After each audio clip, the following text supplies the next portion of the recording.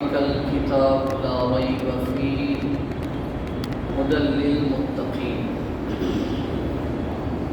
یہ سورہ بقرہ کی ابتدائی 2 آیتیں ہیں۔ اس میں پہلی جو آیت ہے وہ حروف مقطعات پر مشتمل ہے کہ الف لام میم، یہ وہ کتاب ہے جس میں شک کی کوئی بات نہیں ہے، راستہ بتاتی ہے اللہ کی نافرمانی سے ڈرنے والوں کو۔ دیکھیے قرآن مجید کی یہ جو آیت ہے آج کی تراویح کی پہلی رکعت میں پڑھی گئی ہے۔ چونکہ 1.25 پارہ آج پڑھا گیا اور ساری آیتوں پر مختصراً گفتگو کرنا بھی ممکن نہیں، تو اس لیے ترتیب اور طریقہ انشاءاللہ اللہ نے اپنی زندگی رکھی تو ایسا ہوگا کہ جو پارہ تراویح میں پڑھا گیا انہی میں کی کچھ منتخب آیات پر کچھ گفتگو کرنے کی کوشش کی جائے گی انشاءاللہ۔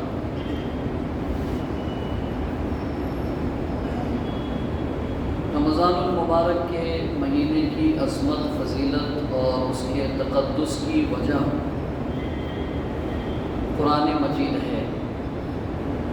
اس پر جمعہ میں بھی ہم نے بات کی تھی کہ رمضان کو جو فضیلت حاصل ہے وہ قرآن مجید کی وجہ سے، تو ضروری ہو گیا کہ جہاں ہم رمضان کی دوسری عبادتیں کریں وہیں پر جس کتاب کی وجہ سے رمضان کو اہمیت اور فضیلت حاصل ہوئی اس کو پڑھنے اور سننے کے ساتھ اس کے پیغام کو سمجھنے،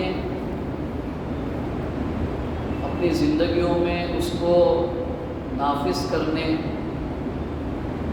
کی بھی ہم کو کچھ کوشش کرنی چاہیے، تو قرآن سے ہمارے رشتے کی کا حق ادا ہو۔ تو 2 چیزیں، تو ایک چیز ہمارے لیے تو ہو جاتی ہے کہ ہم الحمدللہ قرآن مجید کو صحیح طور پر اچھے انداز میں، اچھی آواز میں، صحیح تلفظ اور پراپر پروناؤنسیشن کے ساتھ میں سن تو لے رہے ہیں، الحمدللہ اللہ کا احسان ہے۔ یہ بھی ایک بہت بڑی اللہ کی توفیق کی بات ہے کہ ہم قرآن مجید کو سن پا رہے ہیں، ورنہ یہ قرآن مجید وہ ہے جس کے بارے میں خود اللہ تعالیٰ نے فرمایا لو انزلنا ھذا القرآن، یہ ہر بندے مومن مرد عورت کو اللہ تعالیٰ کہہ رہے ہیں تم جانتے ہو کس قرآن کو سن رہے ہو، تم کس قرآن کو پڑھ رہے ہو، جانتے بھی ہو؟ اگر ہم نے اس قرآن کو سپوز اگر کسی پہاڑ پر نازل کیا ہوتا، یعنی پراپر اگر اس کو سنایا ہوتا تو لَرَأَيْتَهُ خَاشِعًا، تو تم دیکھتے کہ وہ پہاڑ بھی جو ہے کانپنے لگتا اللہ کی عظمت اور ہیبت کی وجہ سے، مُتَصَدِّعًا مِّنْ خَشْيَةِ اللَّهِ، اور اس کی کپکپاہٹ اتنی ہوتی کہ وہ ریزہ ریزہ ہو جاتا۔ یہ وہ قرآن ہے، یہ وہ قرآن ہے کہ سورہ شعراء میں اللہ نے فرمایا تم جانتے ہو تمہارے ہاتھوں میں جو کتاب کی شکل میں ہمارا کلام ہے وہ کیا ہے، جانتے ہو؟ غور کیا؟ وَإِنَّهُ لَتَنزِيلُ رَبِّ الْعَالَمِينَ، رب العالمین کی طرف سے نازل شدہ کتاب ہے۔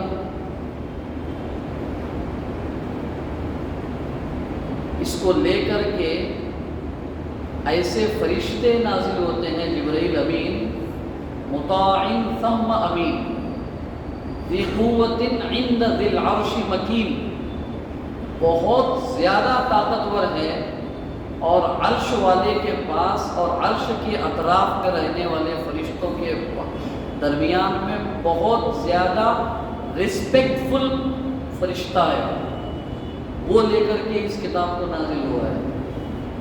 اور کہاں نازل ہوا ہے؟ علی قلبک، محمد الرسول اللہ صلی اللہ علیہ وسلم کے قلب مبارک پر یہ قرآن نازل ہوا ہے۔ تو بڑی عظمت والی کتاب ہے، تو اس کو سنو عظمت کے ساتھ۔ حضرت ابو بکر صدیق رضی اللہ عنہ جب مکے سے ہجرت کر کے جانے لگے ایک جگہ پہ سامان باندھ کر کے، ایک مشرک نے اس وقت کہا کہ ابو بکر کہاں جا رہے ہو؟ کہا کہ یہ مکے کے لوگ مجھے دین پر عمل کرنے نہیں دے رہے، تو میں چاہ رہا ہوں کہ چھوڑ کے کہیں اور چلا جاؤں اور سکون کے ساتھ دین پر عمل کر سکوں۔ اس نے کہا کہ اگر تم جیسے شریف لوگ اگر مکہ چھوڑ کے چلے جائیں گے تو پھر یہ کیا مکہ اوباش اور نافرمان لوگوں کا، اوباش لوگوں کا مسکن اور اڈا رہ گئے؟ کون تم کو ذکر پہنچاتا ہے، کون تمہیں چھیڑتا ہے، کون تمہیں پریشان کرتا ہے؟ میں دیکھتا ہوں، میری امان میں رہو تم۔ وہ سیکیورٹی سسٹم تھا، جو کسی کی حفاظت کا ذمہ لیتا تو باقی لوگ اس کو تکلیف نہیں پہنچا سکتے تھے، پریشان نہیں کر سکتے، تو رہنے لگے ہو۔ تو مکے کے لوگوں نے کہا کہ ابن الدغنہ اس کا نام، کہا کہ تم نے ابو بکر کو امان دی ہے؟ تو کہا ہاں، کہ ٹھیک ہے ابو بکر مکے میں رہ سکتا ہے، رہ سکتے ہیں، لیکن دو کنڈیشن ہے، دو شرط ہے۔ کیا؟ نمبر 1، نماز دکھا کر نہ پڑھے ہو، اندر گھر میں پڑھے، اور قرآن آواز سے نہ پڑھے ہو، آہستہ پڑھے ہو قرآن۔ آپ سمجھ رہے ہیں بات کو؟ ابو بکر رضی اللہ عنہ کی تلاوت قرآن میں کیا بات تھی کہ پورا مکہ اس کو خطرہ محسوس کر رہا تھا؟ کیا کون سی تلاوت ہے وہ تلاوت ہے جو بعد میں جا کر کے اللہ کے نبی صلی اللہ علیہ وسلم کی وفات کا جب وقت قریب تھا، اللہ کے نبی نے فرمایا ابو بکر کو کہو نماز پڑھانے کے لیے، میرے مصلی پہ ابو بکر کو کہو نماز پڑھانے کے لیے۔ حضرت عائشہ نے فرمایا میرے سرتاج ابو سے نہ کہیے نماز پڑھانے کے لیے۔ تو اللہ صلی اللہ علیہ وسلم نے غصے میں آ کر کے چہرہ سرخ ہو گیا، اللہ قبول نہ کرے گا، اللہ راضی نہ ہوگا، امت قبول نہ کرے گی ابو بکر کے علاوہ میرے مصلی پہ کوئی اور کھڑا ہو۔ لیکن تم کیوں کہہ رہی ہو کہ ابو کو نماز پڑھانے کے لیے نہ کہو؟ یہ وہ ہے جو مکے والے کہہ رہے تھے آواز سے قرآن نہ پڑھیں، کیوں؟ اس کا جواب یہاں تھا، حضرت عائشہ نے فرمایا تھا اس وقت ایک آیت بھی ابو قرآن مجید کی بغیر روئے اور آنسوؤں کے وضو کیے بغیر ایک آیت بھی نہیں پڑھتے ہیں۔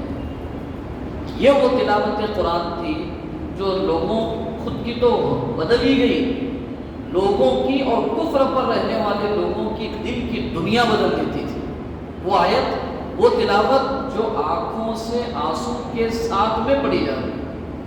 اور ظاہر بات ہے قرآن مجید کی آیت سننے یا پڑھتے وقت اسی بندے کی آنکھ سے آنسو بہیں گے جو یہ سمجھتا ہوگا کہ یہ آیت میں اس کے رب کا پیغام، اس کے نام کیا ہے۔ جب وہ سمجھ ہی نہیں پاتا ہے تو کیا آیت عذاب اور کیا آیت رحمت، کیا جنت کا تذکرہ، کیا جہنم کا تذکرہ۔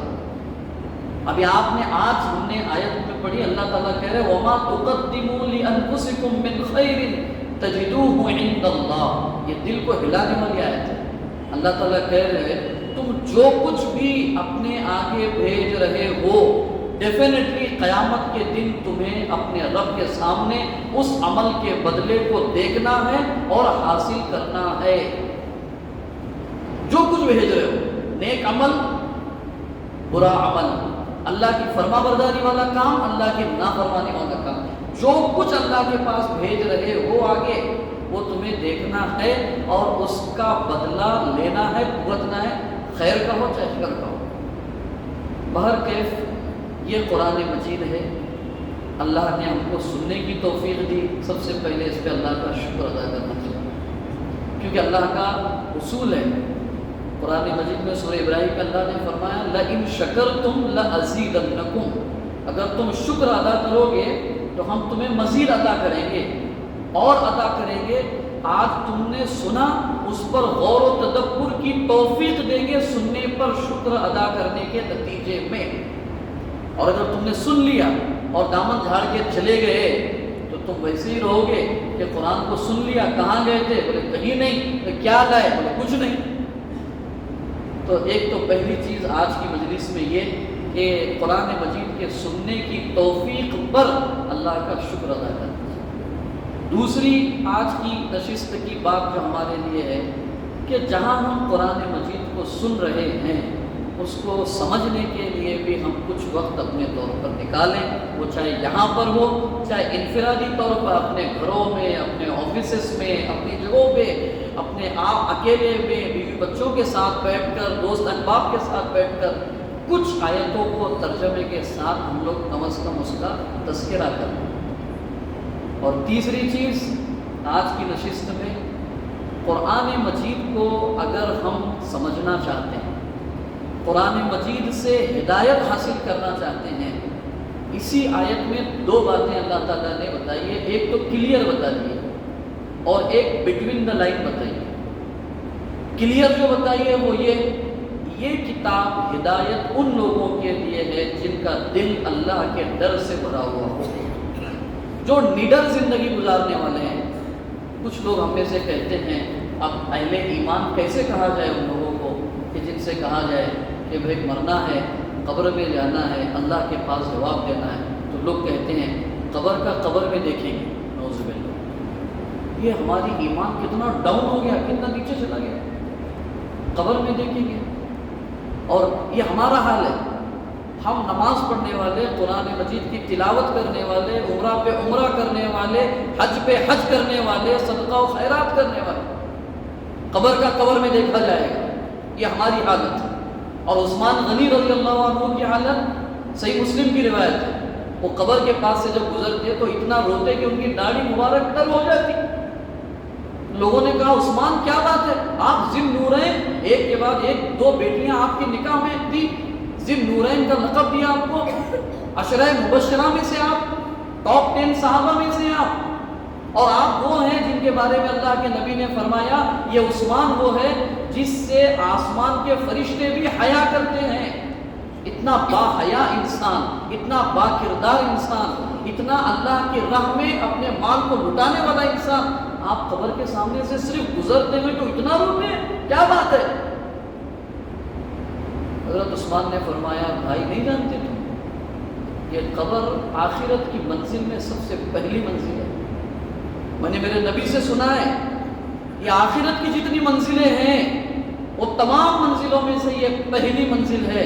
جو یہاں سے چھوٹ گیا، پاس ہو گیا، آگے کی منزلیں اس کے لیے آسان ہیں. اور خدا نہ خاصہ جو یہاں پکڑ گیا ہے اس کی آگے کی منزلیں اس سے کئی زیادہ خطر ہیں. یہ عثمان غنی کی کیفیت ہے، اور ہماری کیفیت قبر کا قبر میں دیکھا جائے. نعوذ باللہ، قبرستان میں جا کر دیکھیے جب تدفین کے وقت لوگ بیٹھے رہتے ہیں، ہمارے چہرے کی فیلنگ دیکھیے آپ کیا ہوتا ہے، اور یہاں عثمان غنی کی کیفیت دیکھیے.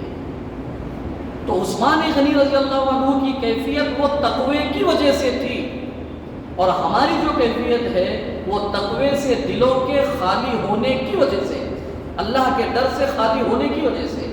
اور صحابہ کی جو کیفیت تھی وہ اللہ کے ڈر کے دل میں ہونے کی وجہ سے تھی. وہی کہا لَهُدًى لِّلْمُتَّقِينَ، جس کے دل میں اللہ کا ڈر ہے یہ قرآن اس کے لیے ہدایت کا سامان ہے.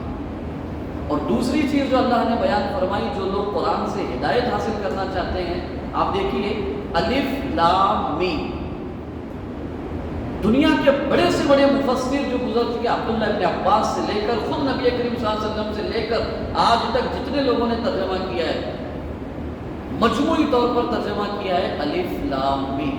عربی میں لکھا ہے واللہ اعلم بمرادہ بحقیقت الحال. ان حروف کا معنی جو پراپر میننگ کیا ہے وہ اللہ جانتا ہے. کیا مطلب؟ قرآن سے اگر ہدایت حاصل کرنا چاہتے ہو، اپنے علم میں اس میں اضافہ کرنا چاہتے ہو، پہلے اقرار کرو آئی ڈونٹ نو، میں نہیں جانتا، میں جاہل ہوں، میں الٹریٹ ہوں، مجھے کچھ نہیں آتا ہے، میرے پاس کوئی علم نہیں ہے، جو علم ہے وہ اللہ کے پاس ہے، اور اللہ کی کتاب کے ذریعے جو علم ملے گا وہ اصل علم ہے۔ تو اپنے آپ کو تواضع یعنی اپنے آپ کو چھوٹا بنا کر قرآن سے ہدایت حاصل کرو تو انشاءاللہ ہدایت ملے گی۔ اس لیے نہیں کہ میں لوگوں کو آرگومنٹ میں لوگوں کو نیچے بٹھا دوں اس لیے قرآن میں تدبر کر رہا ہوں، قرآن کی آیتیں اس لیے پڑھتا ہوں کہ جب دو لوگ بیٹھے بات کریں تو میں ان پر بھاری پڑ جاؤں، اس لیے نہیں، اپنے آپ کے علم میں اضافے، اور وہ اضافے کے ذریعے میرے دل میں اللہ کا تقوی آ جائے، اور وہ تقوی کے ذریعے سے میرے لیے جنت کا راستہ آسان ہو۔ یہ ہے قرآن مجید میں غور و تدبر کرنے کے سلسلے کی بنیادی باتیں۔ انشاءاللہ آئندہ درس میں جو بنیادی اسی طرح کی جو باتیں ہماری عملی زندگی سے متعلق ہوگی اس پر مختصر گفتگو کرنے کا ارادہ اور کوشش کریں گے۔ اللہ پاک آپ کو مجھے قرآن مجید کو اپنی عملی زندگی میں اپنانے، اس کو لوگوں تک پہنچانے کی اللہ تعالیٰ توفیق دے۔ سبحانک اللہم و بحمدک، اشہد ان لا الہ الا انت، استغفرک و اتوب الیک۔